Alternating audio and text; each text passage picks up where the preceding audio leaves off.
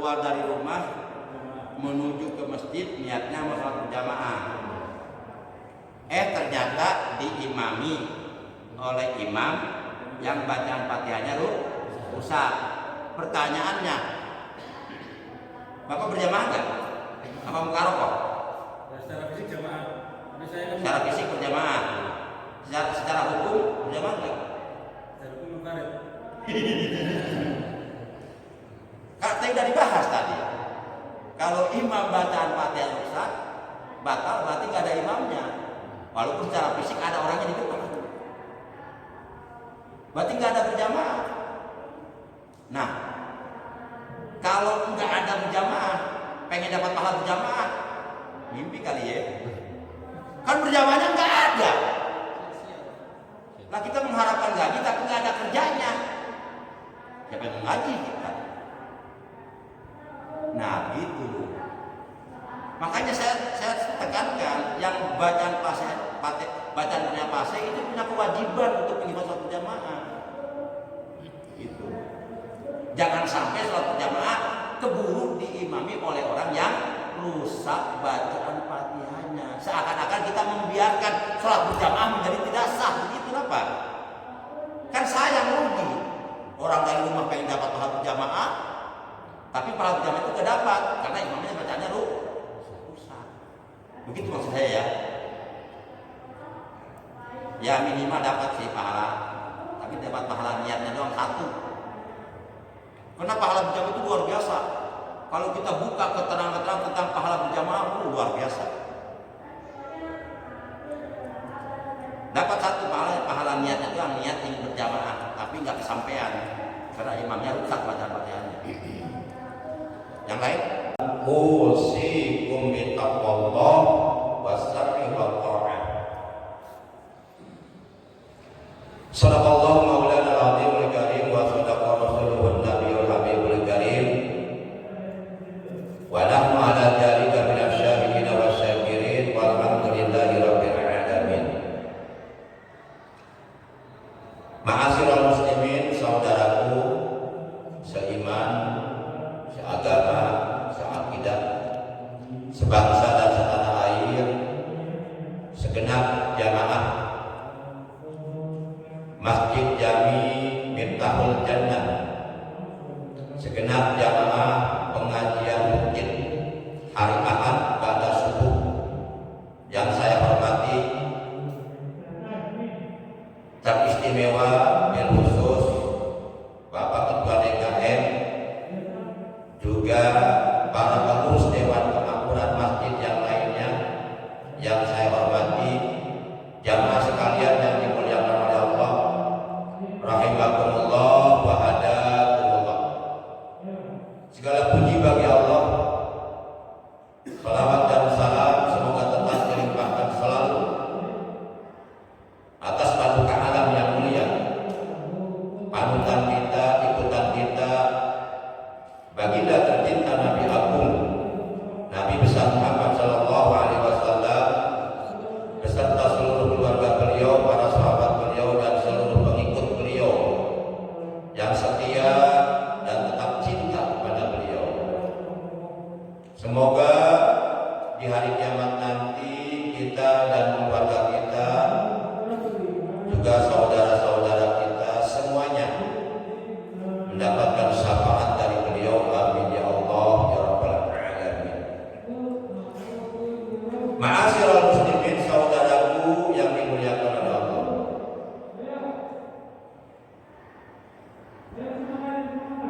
terlebih dahulu saya mohon maaf bahwa pada pertemuan pengajian kita kali ini saya belum bisa membagikan lembaran materi ilmu fikih dengan referensi kitab Fathul Mu'in. Maka pada kesempatan pengajian kali ini materinya materi selingan, tapi masih ilmu fikih, dan materi taklim yang akan kita bahas pada kesempatan kali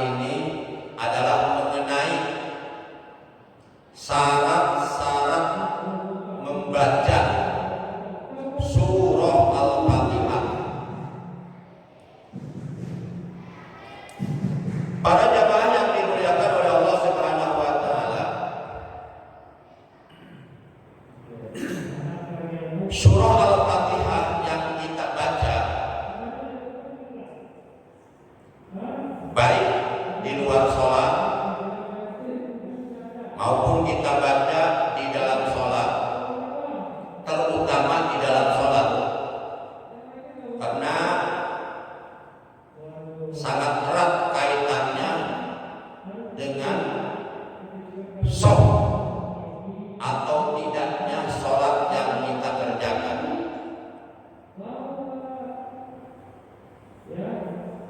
Karena membaca surah Al-Fatihah di dalam sholat, menurut keterangan jumhur para ulama ahli fikih dari kalangan ulama Malikiyah, Syafi'iyah, Hambaliyah, bahwa membaca surah Al-Fatihah di dalam sholat itu hukumnya wajib dan termasuk rukun sholat yang keempat, sebagaimana di dalam kitab Fathul Mu'in telah diterangkan, wa yajibu qiraatul Fatihati fi kulli rak'atin fihi wa yajibu qiraatul Fatihati fi kulli rak'atin fiha. Wajib hukumnya membaca surah Al-Fatihah pada setiap rakaat di dalam sholat, baik sholat sunnah maupun sholat fardu. Hukumnya wajib di dalam sholat membaca surah Al-Fatihah sebanyak 7 ayat.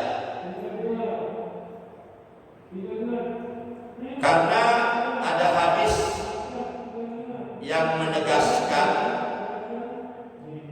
la sholata liman lam yaqra bi Fatihatil kitab,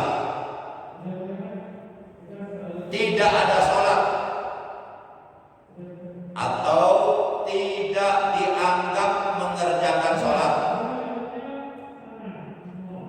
atau tidak sah sholat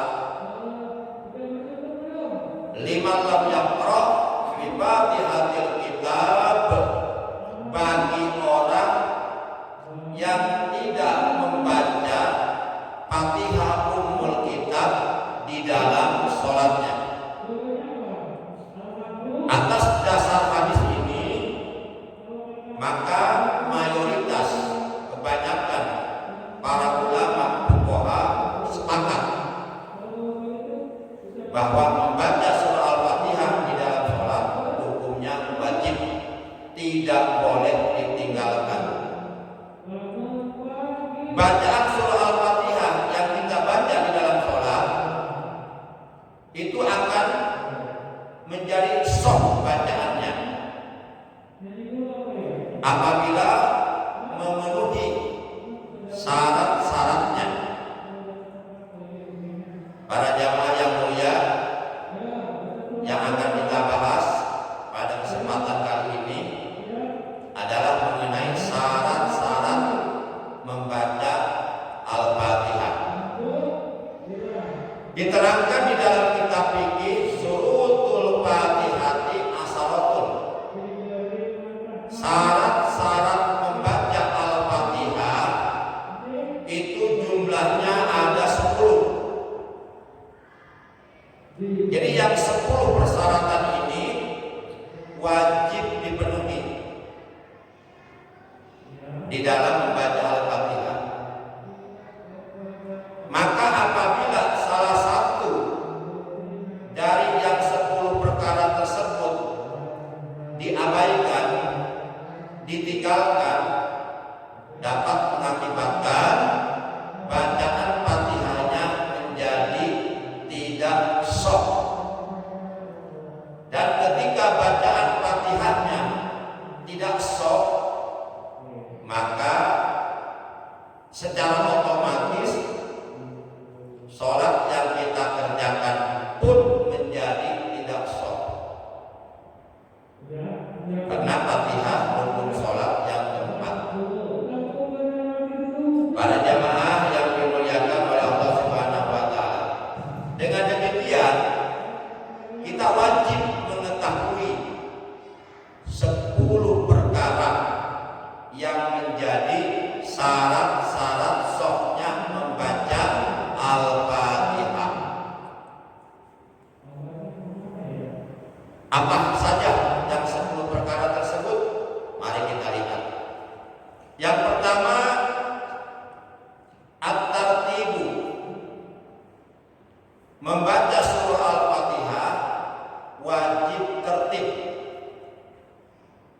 sesuai dengan susunan ayat yang ada dalam mushaf Al-Quran. Jadi pengertian tertib itu adalah mendahulukan yang seharusnya didahulukan dan mengkemudiankan yang memang seharusnya dikemudiankan. Maka apabila dibalik, mendahulukan yang seharusnya dikemudiankan dan mengkemudiankan yang seharusnya didahulukan, maka itu dikatakan tidak tertib. Ayat pertama, ayat ke-1 seharusnya dibaca didahulukan daripada ayat kedua. Maka apabila kita mendahulukan membaca ayat kedua, setelah itu kita baca ayat yang ke-1, itu namanya tidak tertib.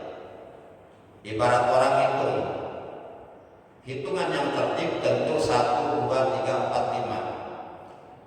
Tapi ketika dibalik, misalnya 3, 2, 1, 4, 5, itu namanya tidak tertib. Membaca Al-Fatihah wajib tertib. Contoh, Bismillahirrahmanirrahim. Alhamdulillahi Rabbil Alamin. Ar-Rahmanir-Rahim. Maliki Yaumiddin. Iyyaka na'budu wa iyyaka nasta'in. Ihdinas siratal mustaqim. Siratal ladzina an'amta 'alaihim ghairil maghdubi 'alaihim waladdallin. Nah, ini bacaan tertib. Adapun contoh bacaan yang tidak tertib, misalnya Bismillahirrahmanirrahim. Ar-Rahmanir-Rahim. Alhamdulillahi Rabbil Alamin. Maliki Yaumiddin. Iyyaka na'budu wa iyyaka nasta'in. Ihdinas siratal mustaqim, dan seterusnya. Itu contoh bacaan tidak tertib. Apabila Al-Fatihah dibaca dengan tidak tertib, tidak sesuai dengan susunan ayat yang sudah ditetapkan oleh Rasulullah, tidak sesuai dengan susunan ayat yang terdapat dalam mushaf, maka bacaan Fatihahnya menjadi tidak sah. Itu yang pertama. Yang kedua, wal muwalatu, artinya berturut-turut, sambung menyambung. Jadi membaca Al-Fatihah baik di luar sholat, terutama di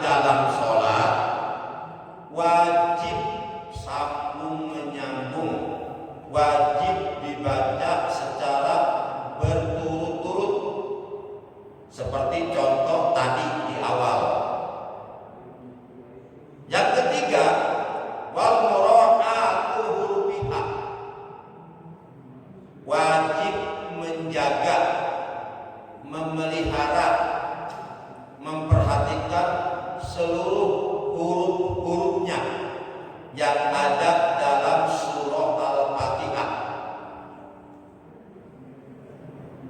di mana jumlah seluruh huruf yang ada dalam surah Al-Fatihah itu semuanya ada 141 huruf. 141 huruf ini apabila huruf yang bertasdid sebanyak 14 tasdid yang ada dalam Al-Fatihah dihitung satu huruf. Namun ketika huruf yang bertasdid sebanyak 14 tasdid yang ada dalam Al-Fatihah masing-masing dihitung 2 huruf, dan kalimat maliki mimnya pakai alif, maka jumlah seluruh huruf dalam surat Al-Fatihah sebanyak 156 huruf. Kalau maliki mimnya tanpa menggunakan alif, maka berarti jumlah surah Al-Fatihah sebanyak 155 huruf.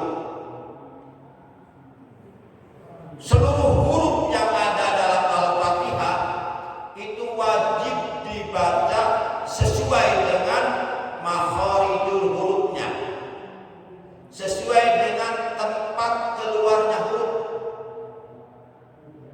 Karena membunyikan huruf-huruf Al-Quran tidak boleh semau kita.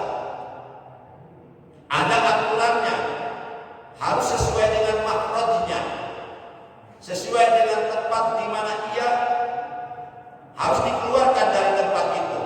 Contoh, A dengan A itu beda. Kalau A itu berarti huruf alif, kalau A itu berarti huruf ain. Tidak boleh huruf ain dibaca A, huruf alif dibaca A, tidak boleh. Kalau secara sengaja membunyikan huruf-huruf dalam Al-Fatihah salah, tidak sesuai dengan makhrajnya, maka bacaan Fatihahnya enggak sah. Bahkan kalau dapat mengakibatkan terjadinya perubahan makna, itu hukumnya haram. Hukumnya haram. Itu yang ketiga. Yang keempat, wal mura'atu tasdidatiha. Membaca Al-Fatihah wajib menjaga tasdid-tasdidnya. Kalau kita hitung jumlah tasdid dalam surat Al-Fatihah itu ada 14. Menurut ilmu shoroh, huruf yang bertasdid itu dinamakan kalimat mudho'af, double huruf. Contohnya begini, madda. Kalau dilihat secara mata kasar, madda itu hurufnya ada 2, mim dan dal. Tapi kalau dilihat pakai ilmu, itu sebenarnya hurufnya ada 3. Asalnya ma, da, da, mengikuti wajan fa'ala, yaqulu fa'lan, wa maf'alan bahwa fa'ilun, wajaka maf'ulun, uqul la taqul maf'alun maf'alun. Madda yamuddu maddan wa mamdadan bahwa madun wajaka mamdudun, mudda muddi muddu la tamudda la tamuddi la tamuddu mamdadan mamdadan. Jadi madda itu asalnya 3 huruf. Huruf pertama mim, huruf kedua dal, huruf ketiga dal, madada. Lalu bagaimana prosesnya dari 3 huruf menjadi 2 huruf?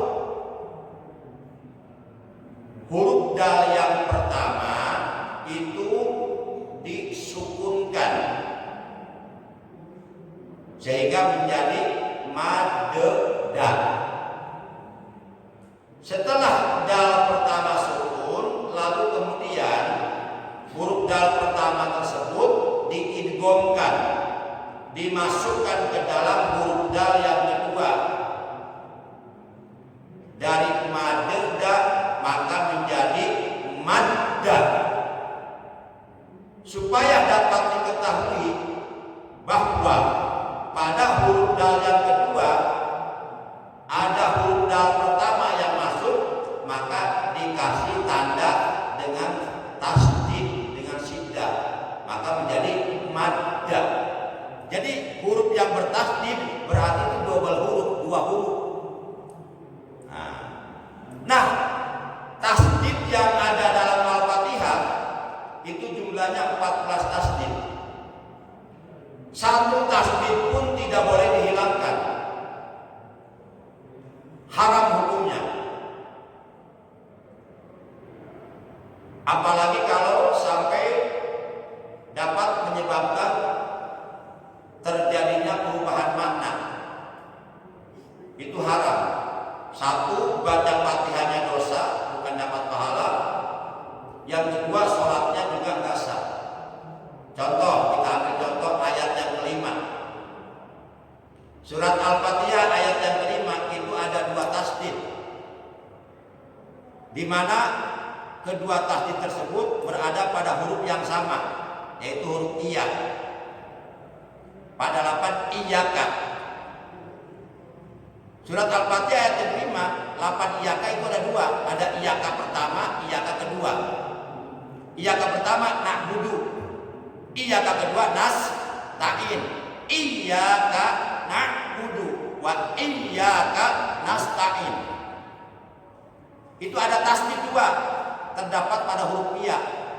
Iyyaka.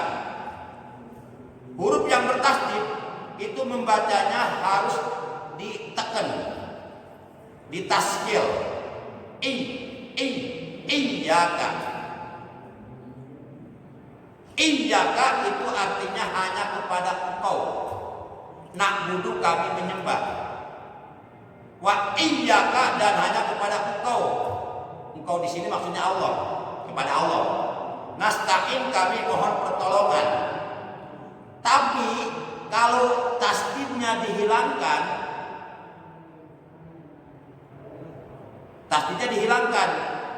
pada huruf iya, membacanya dientengkan, diringankan. Iyyaka na'budu wa iyyaka nasta'in. Yang seharusnya ditekan iyyaka na'budu, tapi dibaca iyyaka na'budu, enggak ditekan. Itu berarti menghilangkan tasdid. Nah, kalau tasdidnya dihilangkan, itu maknanya berubah. Jadi kalau iyyaka tasdidnya dihilangkan dibaca iyyaka, itu maknanya dawu syamsi, artinya sinar matahari. Berarti kalau kita baca iyyaka na'budu, itu artinya hanya kepada sinar matahari kami menyembah. Wa iyyaka nasta'in, dan hanya kepada sinar matahari kami mohon pertolongan. Itu kan perubahan maknanya jauh. Yang seharusnya hanya kepada engkau ya Allah kami menyembah, dan hanya kepada engkau ya Allah kami mohon pertolongan. Oleh karena bacaannya salah, menghilangkan tasdid, maknanya menjadi hanya kepada sinar matahari kami menyembah, dan hanya kepada sinar matahari kami mohon pertolongan. Ini kan bahaya. Nah, makanya ibadah itu harus pakai ilmu. Para jamaah yang dimuliakan oleh Allah SWT, itu yang berapa? Yang berapa? Yang keempat ya. Yang pertama dibaca tertib, yang kedua dibaca secara sambung menyam atau berturut-turut, yang ketiga menjaga huruf-hurufnya, jangan sampai dibaca rusak, yang keempat menjaga tasdidnya, yang kelima ini sebenarnya ini waktu untuk penyampaian materi udah habis ya. Ya, sebelum saya lanjutkan yang kelima, dan sampai 5 aja deh. Nanti yang ke-6 sampai ke-10 kalau ada waktu kita lanjut, kalau ada waktu ya kita tutup. Satu lagi deh ya, mohon izin nih. Yang kelima. Yang kelima, syarat membaca Al-Fatihah Allah yaskuta saktatan tawilatan wala qasiratan yaqsidu biha qawul qiraah. Tidak boleh berhenti yang lama dan ataupun berhenti sebentar. Tapi dengan berhenti sebentar tersebut di dalam hati ada niat, ada maksud, ada tujuan memutuskan bacaan, itu enggak sah baca Fatihahnya. Contoh, Bismillahirrahmanirrahim.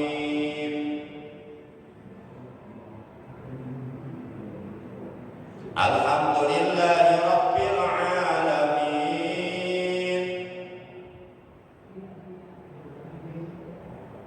Ar-Rahmanir-Rahim. Itu berhentinya kelamaan itu. Itu bisa nggak sah baca Fatihahnya. Kalau berhenti yang lama, walaupun di dalam hati nggak ada niat, nggak ada tujuan memutuskan bacaan, itu nggak sah bacaan Fatihahnya. Tadi kan di yang kedua harus dibaca sambung menyambung berturut-turut. Berarti nggak boleh berhenti yang lama. Ada ukurannya. Jadi ukuran berhenti setelah membaca ayat yang pertama menuju ayat yang kedua, setelah membaca ayat yang kedua menuju ayat yang ketiga dan seterusnya, itu ada ukurannya. Ukurannya saktatut tanafus. Hanya 1 kali pengambilan napas doang. Enggak boleh lebih dari 1 kali. Bismillahirrahmanirrahim. Alhamdulillahi rabbil alamin. Ar-Rahmanir-Rahim. Ukuran berhentinya saktatut tanafus, 1 kali pengambilan napas. Enggak boleh sampai 3 kali. Bismillahirrahmanirrahim. Nah itu enggak boleh, kelamaan. Udah gitu bengek lagi. Pas ayat 5 mati. Makanya yang jadi imam harus yang sehat, yang suaranya bagus, napasnya panjang, bacaannya fasih, yang sehat, jangan yang lagi batuk. Ini baca Fatihahnya 7 ayat, batuknya 10 kali. Itu bahaya itu. Makanya kalau kita lagi sakit ya kita persilakan kepada yang sehat imamnya, tapi dia bacanya fasih. Sebab kata Nabi dalam hadis, yaqumul qaum aqra'uhum li kitabillah. Orang yang paling berhak maju ke depan bertindak sebagai imam dalam sholat berjamaah, kata Nabi, aqra'uhum li kitabillah, adalah mereka yang paling fasih bacaan Al-Qur'annya. Kalau ada 2 orang sama-sama fasih baca Al-Qur'annya, maka dilihat di antara 2 orang ini mana yang paling mengerti, yang paling paham sunnah atau fikih. Kalau ternyata sama-sama paham, maka lihat kriteria ketiga di antara 2 orang ini mana yang lebih dulu mukim hijrah berada di tempat itu. Ternyata mukimnya bareng lagi, harinya, tanggalnya, jamnya bareng, di tempat itu mukimnya bareng. Maka kriteria keempat, mana di antara mereka berdua yang lebih sepuh umurnya. Nah itu baru maju ke depan. Ada pertanyaan, bagaimana kalau yang satu sepuh umurnya tapi bacaannya berantakan, yang satu muda tapi fasih? Maka utamakan yang bacaannya fasih walaupun muda. Soal tua atau muda, ya kalau kita berbicara tua atau muda, itu jangan dilihat secara yuridis saja. Walaupun secara yuridis, secara usia tua, tapi lihat secara ilmunya tua enggak. Orang itu tua, ada tua umurnya, ada tua ilmunya. Ada orang usianya muda, tapi ilmunya tua. Ada. Abu Bakar Siddiq itu mertuanya Rasulullah. Rasulullah lebih muda daripada Abu Bakar Siddiq. Tapi tetap ketika sholat jamaah Rasulullah, Abu Bakar Siddiq nggak mau jadi imam. Karena Rasulullah bacaannya lebih fasih daripada Abu Bakar Siddiq. Gitu. Ini udah bacaannya salah, ada yang lewat lagi.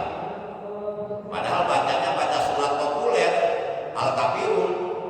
Kan dalam surat Al-Kafirun ayat 3 ayat 5 itu sama bunyinya. Wala antum. Dia puyeng, dia pusing. Ada masalah kali dibuat. Qul ya ayyuhal kafirun la a'budu ma ta'budun wala antum 'abiduna ma a'bud wala ana 'abidun ma abadtum wala antum 'abiduna ma a'bud wala ana 'abidun ma abadtum wala ana wala antum wala ana wala antum wala ana. Ubah mogok di situ. Aduh, di belakang anak kecil dia nggak sabaran, kesel kali. Lakum, imam lakum, imam girang, ada yang kasih tahu. Saking girangnya sampai salah baca. Lakum dinukum walau dolin, amin lagi. Satu rakaat, aminnya 2 kali. Ini bercanda dikit, biar nggak ngantuk. Nah, itu penting. Itu yang kelima, tidak boleh berhenti yang lama antara ayat 1 ke ayat 2, ayat 3 terus sampai ayat 7. Itu berhentinya ukurannya sakatut tanabus, 1 kali pengambilan nafas. Enggak boleh berhenti yang lama. Atau berhentinya sebentar. Tapi dalam hati ada tujuan memutuskan bacaan. Itu batal bacaan Fatihahnya. Walaupun berhentinya sebentar, walaupun berhentinya hanya 1 kali pengambilan nafas, tapi kalau bertujuan memutuskan bacaan dari ayat pertama ke ayat 2, batal bacaan Fatihahnya, enggak sah. Jadi yang kita bahas syarat-syarat membaca Al-Fatihah ada 10. Yang kita bahas hari ini sampai 5 aja dulu. Nanti yang ke-6 sampai yang ke-10 kapan-kapan lah. Kalau ada selingan lagi. Tapi mudah-mudahan untuk 2 minggu berikutnya pas jadwal saya, mudah-mudahan saya bisa membagikan lembaran sehingga materi bisa bersambung. Jadi bagi yang sudah mengumpulkan lembarannya, mempahitkan lembarannya, itu kumpulkan saja, nanti lama-lama juga bersambung alamatnya. Insyaallah. Baik, selanjutnya kita buka waktu untuk tanya jawab. Tidak menutup kemungkinan ada di antara para jamaah bapak-bapak yang ingin bertanya atau yang punya pertanyaan.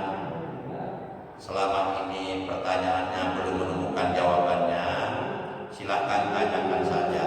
Insya Allah kalau saya tahu jawabannya akan saya sampaikan jawabannya. Kalau saat ini saya belum tahu jawabannya atas sebuah pertanyaan, akan saya tangguhkan jawabannya. Silakan kalau ada yang menanyakan, bebas, nggak usah sungkan-sungkan. Nah, ini baru jam berapa ini? Masih ada waktu berapa menit lagi nih? Seberapa jam? Biasa sampai jam berapa biasa selesainya? Sampai jam 6 ya? Oh, sampai jam 6. Ini ya masih ada waktu lah. Barangkali ada yang mau bertanya, silakan. Kalau memang ada. Oh, silakan Pak. Ya. Kalau bisa maju ke depan biar jelas. Soalnya di luar ada suara speaker jadi beradu. Ya. Assalamualaikum warahmatullahi wabarakatuh. Waalaikumsalam warahmatullahi wabarakatuh. Pak Ustaz mau bertanya tentang apa? Masalah sholat berjamaah di masjid ya. Misalkan imam dia terlalu berani, imam yang biasa nggak hadir gitu Pak Ustaz. Nah ini dia maju gitu, memberanikan diri atau kalau enggak ya terlalu berani gitu. Nah itu pembacaan Al-Fatihahnya tidak fasih gitu ya. Nah itu gimana hukumnya kepada makmum gitu ya. Ya, itu kalau imamnya bacanya kurang benar, itu sah atau tidak gitu untuk sholat makmumnya gitu. Ya, terima kasih Ustaz. Ya, terima kasih atas pertanyaannya. Jadi begini, menurut ilmu fikih, bacaan Fatihahnya rusak.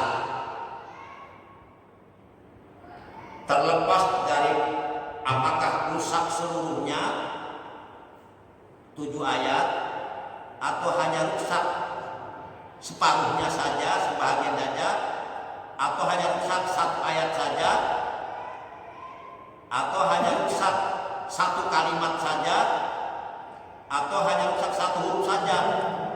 Itu para ulama sepakat bahwa orang tersebut bacaan Fatihahnya batal alias tidak sah.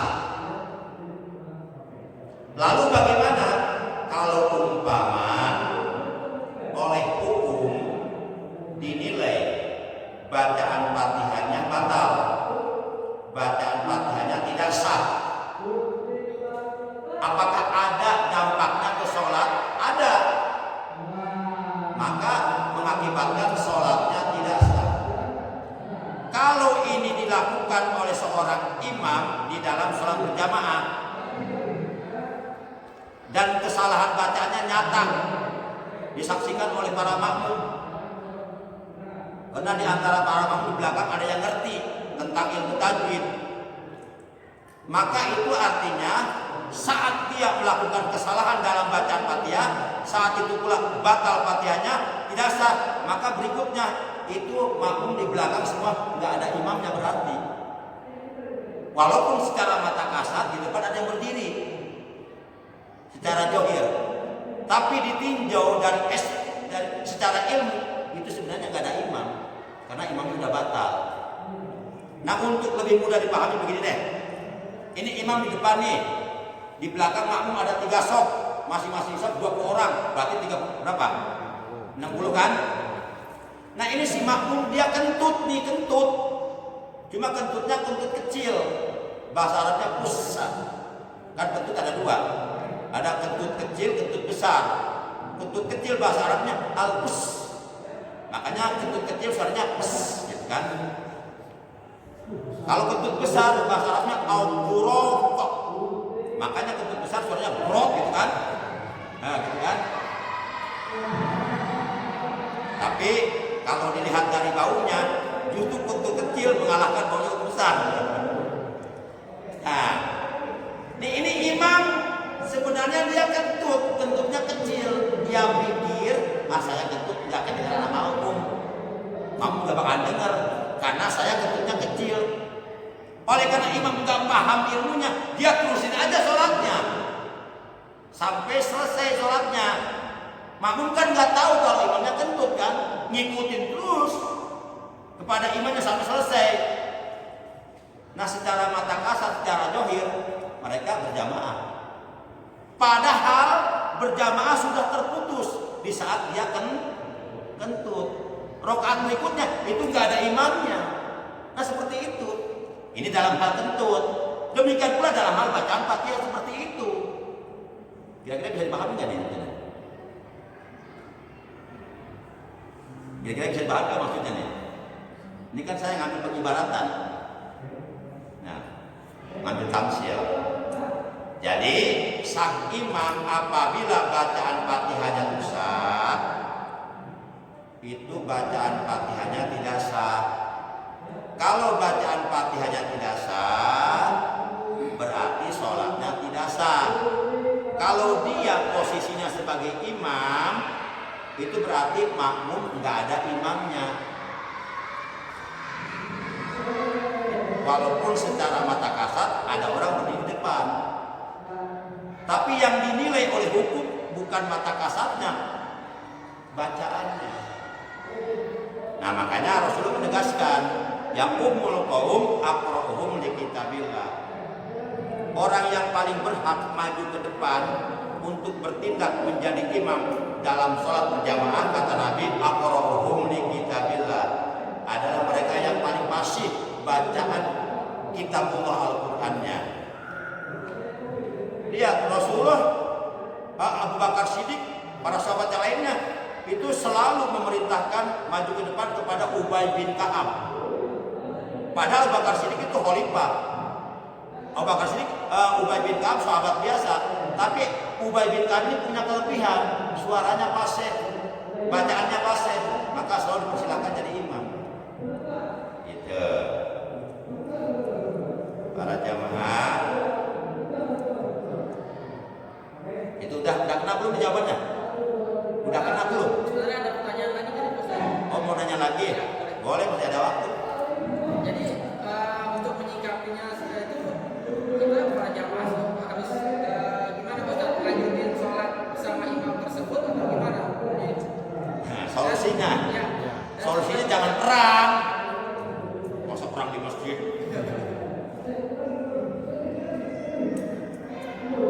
Satu lagi Pak. Mau cari kursi, kursi anggota DPR kali. Ya, bentar ini belum jawab. Solusinya atau antisipasinya, usahakan siapapun yang menurut pendapat orang banyak dia itu bacaan Qur'annya fasih, usahakan dia setiap masuk waktu sholat mengantisipasi untuk datang lebih awal, untuk datang lebih awal ke masjid. Itu solusinya, antisipasinya. Begitu azan, ada yang begitu masuk waktu sholat, ada yang azan, ada yang qomat. Nah, maka orang ini sudah posisinya berada di depan masjid, dia tinggal maju ke depan, sehingga nggak ada kesempatan bagi orang lain yang notabene bacaan dan rusak untuk maju ke depan. Ini kadang-kadang realitanya nggak begitu. Ketika ada orang yang bacaan dan rusak maju ke depan jadi imam, disalahkan, tapi dia sendiri yang bacaannya fasih ke masjid melambatkan diri gitu. Jadi kayaknya bisa pahami nggak? Nah, kalau bahasa Sunda, ari ku batu ulah, ari banyak sorangan ngalamatkan diri. Nah gitu. Maka jangan salahkan kalau ada yang bacaannya rusak maju ke depan, karena yang fasihnya belum ada di masjid. Dia masih di rumah lagi ngopi, masa ditunggu? Itu antisipasinya. Kita harus cerdas. Itu. Jadi kira-kira bisa dipahami maksudnya? Ya udah jelas ya. Udah jelas kan? Nih si A bacaannya fasih. Si A ini bacaan fasih bukan menurut dirinya sendiri, bukan, tapi menurut pendapat kebanyakan orang. Si A ini bacaannya lebih fasih daripada si B. Tapi si B ini dia kelihatannya ambisi untuk maju ke depan jadi imam. Makanya dia selalu mengintai si A nih. Ada si A enggak nih? Kalau enggak ada si A, dia cepat ke masjid. Begitu. Kalau si A-nya ada, oh dia melambatkan diri.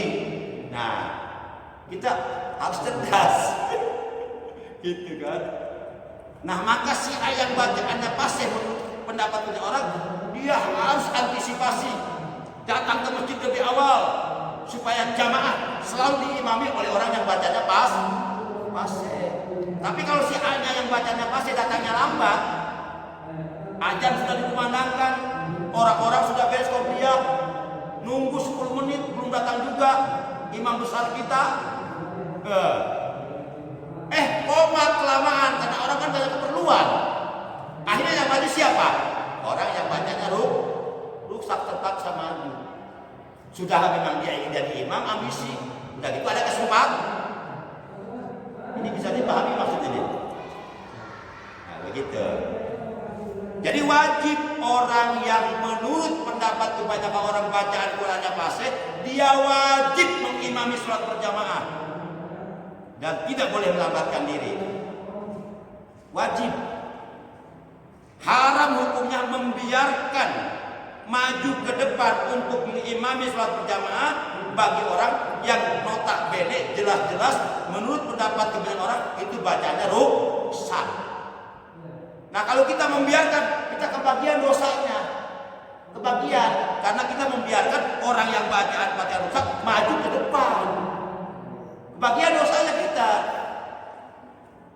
Yang mudah-mudahan ini penjelasan saya maksudnya bisa dipahami lah ya. Udah jelas ya?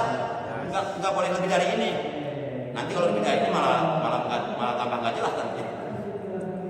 Udah yang lain. Masih ada katanya satu lagi? Ya. Udah. Cukup. Udah kena. Kali mau nanya poligami gitu. Boleh nyambung ya. Kalau kita kayak gitu boleh mufaroqah apa namanya? Mufaroqah ya. Oh ya.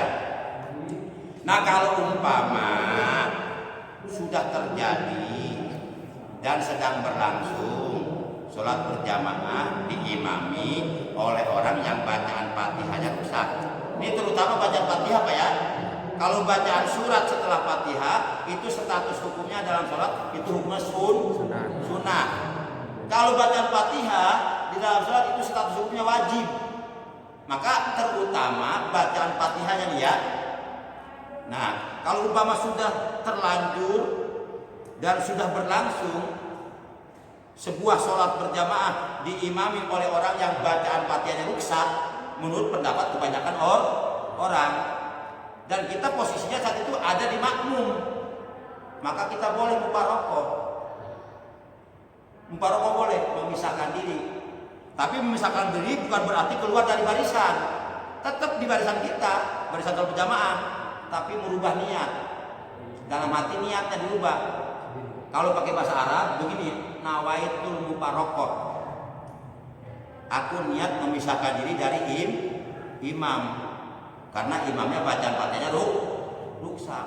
Sebab di dalam kitab Fathul Mu'in diterangkan tidak sah orang yang seorang qori, seorang yang bacaan Fatihahnya, bacaan Qur'annya fasih, itu tidak sah bermakmum kepada orang yang ummi, kepada orang yang bacaan Fatihahnya rusak. Si A bacaan Fatihahnya rusak, ini si B qori, bacaan Qur'annya fasih, dia bermakmum, nggak sah bermakmumnya. Seharusnya dia di depan, ini di belakang. Ini yang satu begitu. Nah gitu. Nah kita boleh mufaroqah kalau kita menemukan bacaan sang imam, bacaan Fatihahnya ada yang rusak, ada yang salah. Kita punya ada niat mufaroqah, tapi tetap kita di tempat itu nggak usah keluar dari barisan. Tinggal merubah niat aja, nawaitul mufaroqah. Aku niat memisahkan diri dari imam. Lalu bagaimana gerakannya?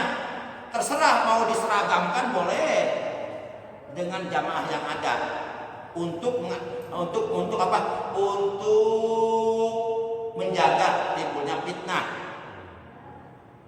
Tapi kalau umpama diseragamkan kita nggak nyaman, sama aja kita nggak mufaroqah.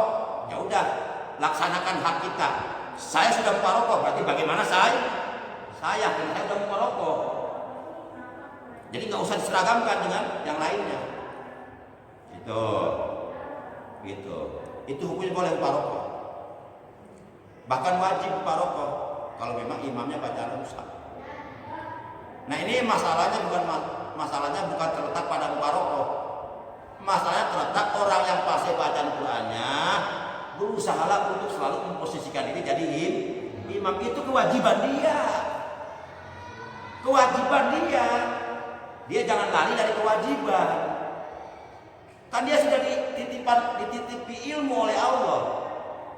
Dia sudah dikasih kelebihan oleh Allah. Bisa baca Quran dengan fasih. Tapi kenapa dia enggak melaksanakan tugasnya dengan baik? Salah satu tugasnya mengimami sholat berjamaah. Kemudian dijawab, kan nggak digaji. Jangan bicara uang tentang ibadah mah. Ya udah gaji aja pakai DKM. Satu waktu ngimami sholat berjamaah 5 juta gitu. 5 waktu 20 juta. Kasih dia biar semangat yang pasti baca Qurannya. Gitu. Nanti nggak apa-apa, itu kan uangnya juga uang masyarakat, kan? Yang masukin gerobak gitu kan? Nanti masyarakat dapat pahala tuh, disedekahkan uangnya ke ustaz, gitu kan? Ustaznya semangat, tapi dia bukan kena uang. Tapi kalau dia semangat, ya manusiawi lah, manusiawi normal lah. Nah, Biasa dia datang melambatkan diri. Setelah ada pengumuman imam satu waktu 5 juta. Wih. Iya, subuhnya jam 4, datangnya jam 1 malam dia. Ya bercanda dikit ini mah. Terserah mau direalisasikan. Monggo, yang enggak juga enggak apa-apa.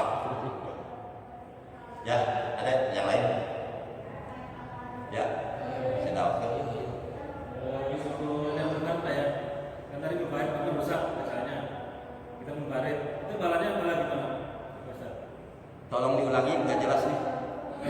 Imamnya kan bacanya rusak Fatihahnya. Imamnya bacaan Fatihahnya rusak. Dari rumah dia jamaah kan? Hah? Saya dari rumah dia jamaah masjid. Saya sebagai makmum terus bacaan kan rusak imamnya kan? Saya membarit. Itu balanya gimana? Membarit atau jamaah? Bala berjamaahnya. Dapatnya gitu kan? Ya. Saya keluar dari rumah menuju ke masjid, niatnya mau sholat berjamaah. Ternyata diimami oleh imam yang bacaan Fatihahnya rusak. Pertanyaannya, Bapak berjamaah nggak? Apa mukarokok? Ya, secara fisik jamaah. Tapi saya kan Secara fisik berjamaah. Secara hukum berjamaah nggak? secara hukum membarit. Tadi udah dibahas tadi. Kalau imam bacaan Fatihah rusak, batal berarti nggak ada imamnya. Walaupun secara fisik ada orangnya di depan. Berarti nggak ada berjamaah. Nah, kalau nggak ada berjamaah, pengen dapat pahala berjamaah, mimpi kali ya. Kan berjamaahnya nggak ada. Nah kita mengharapkan gaji tapi nggak ada kerjanya. Siapa yang mengaji kita? Nah gitu. Makanya saya tekankan yang bacaan Fatihah itu punya kewajiban untuk mengikuti sholat berjamaah. Gitu. Jangan sampai sholat berjamaah keburu diimami oleh orang yang rusak bacaan Fatihahnya. Seakan-akan kita membiarkan sholat berjamaah menjadi tidak sah. Begitu apa? Kan sayang rugi. Orang dari rumah pengen dapat pahala berjamaah, tapi pahala berjamaah itu gak dapat karena imamnya bacaannya rusak. Begitu maksud saya ya. Ya minimal dapat sih pahala, tapi dapat pahala niatnya doang 1. Karena pahala berjamaah itu luar biasa. Kalau kita buka keterangan-keterangan tentang pahala berjamaah itu luar biasa. Dapat 1 pahala niatnya doang, niat ingin berjamaah, tapi nggak kesampaian karena imamnya rusak bacaan Fatihahnya. Yang lain? Atau kita habis? Waktunya juga kita komplit bedanya. Kita baca dulu cara lainnya, masa pulang dulu, jadi kita depan sampai kita sepi.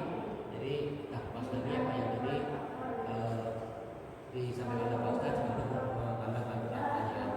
Ini kita aja Pak Ustadz. Iya siap, Pak DKM.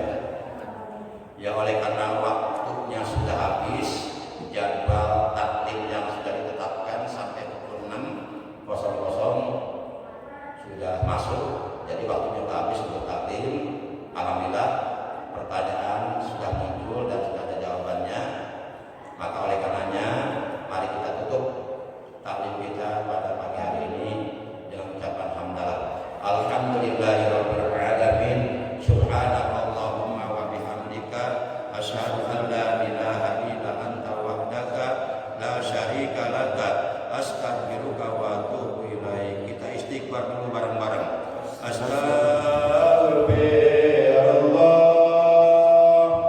Rabbal baraya. Astagfirullah minal khotoya. Astagfirullah Rabbal baraya.